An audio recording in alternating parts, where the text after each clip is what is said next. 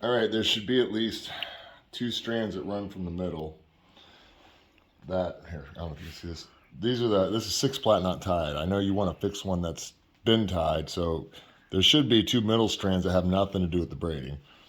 You probably won't be able to, but I usually tie those off just so I know which they are. But with this, you got 3 on one side, 3 on the other. The problem is when you untie it, you'll probably only have that much. So you might have to unwrap an inch or two so you just have more strands. But you're going to take one side and just find a way to loop them off or pinch them so you know which is one side. Now I've got 3 on one, 3 on the other. Now if you want, you can get like hemostats or a little rubber band, whatever. If they're small, just figure it out. Doesn't matter. It just helps. So now we're going to do these 3 first. So I'm going to take the top one. So there's 1, 2, 3. That's the one I really want to do first because that's going to start it. All right, so we're going to take this fall. There's a rough side usually and a smoother side. I'm going to put the smooth side up on it, and maybe, we want to make sure that, depending on how thick it is up here, we want something that's not too small. We want something that's just a little bigger so that this will slide in smooth. But so you just want to get it at a decent spot where it's about a little bit less than medium. Try to hold it in place with a finger. I'm going to take this first strand and wrap it around, and this is the quick way, right? I'll just pull it out and make a loop. That's the way I do it. Then just reach through and pull it through. Especially if you have long strands. You have them so small, it's a bit hard. But we're going to get into this little hitch, and I'm going to put this in place and pull as hard as I can, back and up, and then forward. We're going to lay it. So now it's going to show the rough side. Now I'm going to pick in here and get the next 2 strands from that side and get them pulled out. And usually you'll be able to tell which one came first. Doesn't really matter, you mess it up. But now I'm going to hold this one in place, the one I tied. Now I'm going to pinch it and put my thumb up in here and holding tight. I'm going to kind of pull but push with my thumb, and that's going to tighten everything up and slide this in a good spot. Now same thing, create a loop, push it through. That's the simplest way to do it when you do the long strands. Oh, I cut my thumb, sorry, that blood won't get on it. Then I'm going to slide it up into place, just nice snug, then you're going to pull it back, down, and over. And then you should be able to kind of line them up. Sorry, I just went to that, but it doesn't matter if the first 2 will bit off, the rest will start lining up. Now we got the third one on that side, same thing. I'm going to try to pinch and hold these in place, grab that strand. I'm going to kind of try to get this, when I pull this, pull it over, like over as well as back so it sits snug. Create a loop. There it is. Now that's half of it. Slide it about into place, pull over and back and down, whatever. They'll line up better. Anyway. Now I'm going to take these 3 and just section them off so I know which ones they are. Untie the other 3. So I've got the 3 on this side I just untied. The 3 over here I did first and tied. And now here's the 2 middle ones. It's just getting braided over. You don't have to give them a tug there. But now we got a little problem here. I don't know if you can see this.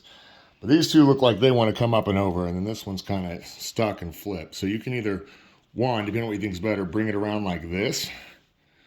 And that might be the easiest way. But sometimes I'll just raise it straight up, which I kind of have to do with this one if it was the same one. Just going to have to get my thumb in there and kind of shove it into place and keep feathering it, hoping that it'll go flush. And then once again, you got 3 more left. So 2 of them, just create the loop, slide it through, get it in place, pull down and back, kind of snug it up. And we got 2 more left, and usually, whatever the 2 is you got left,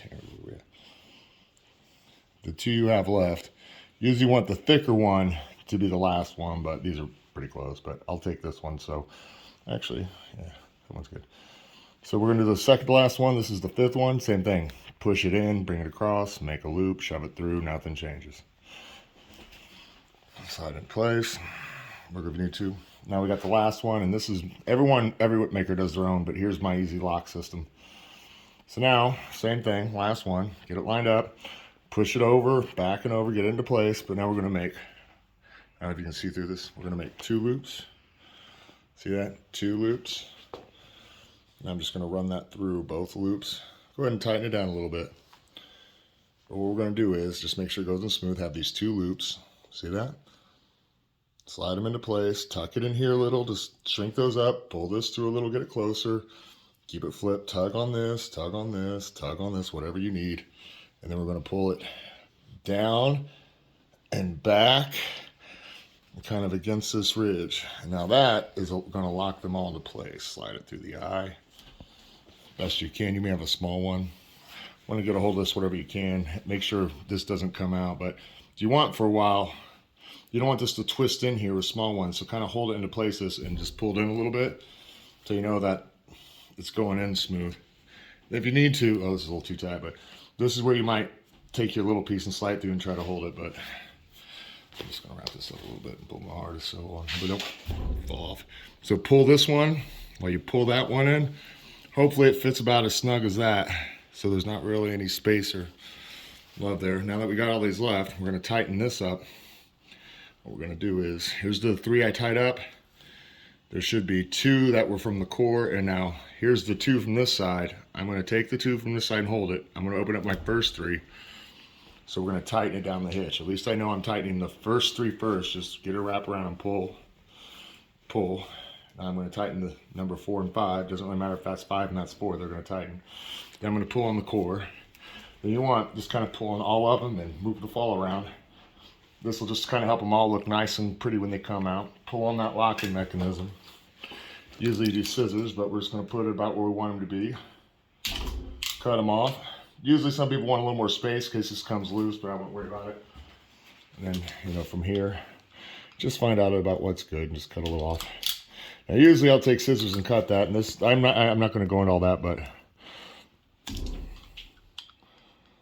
I usually don't want to do this close to a whip, but you take scissors and cut it, and then just kind of trim it off at a couple angles and find a way to round it a little bit. But then what you want to do is when you roll a whip, normally still same thing, get a clean floor and get a 2x4 and roll it, because this will get smoothed out a lot, and then roll it and it'll just smash it all together. And there you go.